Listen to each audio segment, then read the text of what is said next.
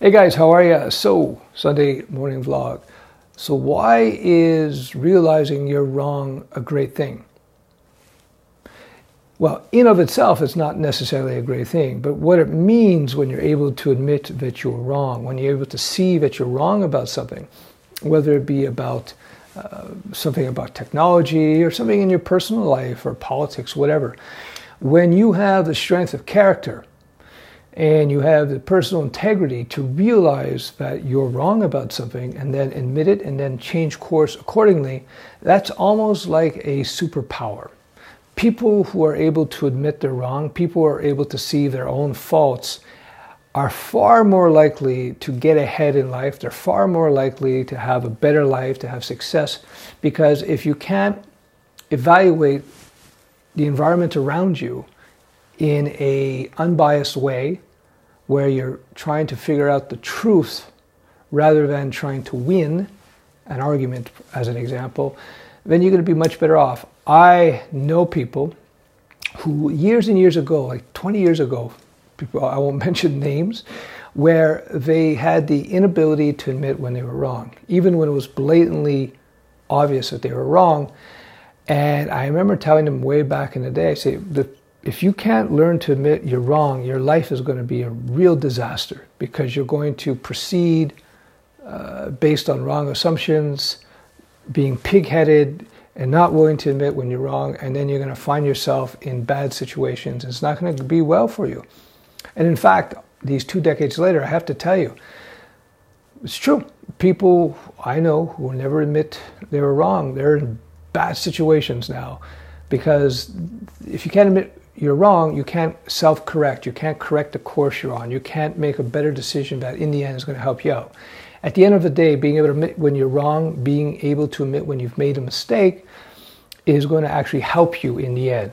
In the short term, it might be a slightly painful, maybe a bit of a sting, but trust me, that passes in time. After you become a little bit more emotionally mature, you're able to see past that. The best entrepreneurs, the best CEOs learn to cultivate that ability to admit when they're wrong. They learn to cultivate that ability to realize what the truth is, even if it goes against their original opinion, change their opinion according to the facts, and then move forward.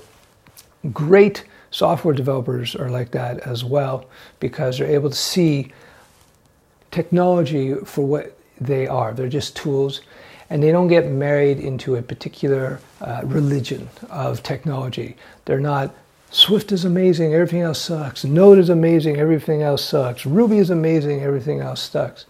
As I've been trying to teach on this YouTube channel for quite a bit of time now, is that you should try to be language neutral, or as I would say, language agnostic. What I mean by agnostic is that you don't really know what the best language is until you actually jump into the project at hand. You have to choose the language, you have to choose the framework, you have to choose the technology based on the needs of the particular project and based on what's going on in the business. What do I mean by what's going on in business? If you have a business where there's a heavy infrastructure on Ruby, to switch out of Ruby at this point would be probably a bad idea, because you already have this investment in that ecosystem, and to switch out of it, to get new talent, and then to coordinate the old systems with the new systems. Let's say you built a whole bunch of stuff in Ruby and you want to go to Node because Node's popular now. There could be some problems you're introducing for no real major advantage. Now, sometimes you may have to switch. As I said, in my own career, I've written software in 9 different languages because I would choose the language based on the job. But if you go in to see a client and the client is based on PHP and they just need to add a few things here and there, to expect them to just throw all that into the garbage and start fresh using Node is kind of silly. So keep that in mind. And this is an extension of being able to admit when you are wrong. It's basically suggesting a flexibility of mind. And that's a key talent. If you can learn to cultivate that, learn to question everything, all of your own beliefs and all of your own assumptions on a regular basis, don't drive yourself crazy, but just to be open to it, that's a huge thing. That's a huge thing. And that's actually one of the basic teachings, one of the basic principles of the scientific method, which I think everybody should learn, is that everything should be questioned. All scientific theory, all assumptions, all bedrock scientific ideas should be open to attack and debate. That's the principle. That's the principle of science, to question what is accepted dogma, what is accepted truth. Question it, question it, question it. And that's the difference between the scientific method and religion. Religion just assumes that this is the word of God, this is solid, it cannot ever be changed. Whereas science, which has advanced our world so much, no arguing there, science is the opposite. Science is question everything, try to break down, disprove any assumptions. And this way, we're much more likely to get to the truth. And the closer we are to the truth, the more we can advance as individuals or as a society. So how does this relate back to software development programming?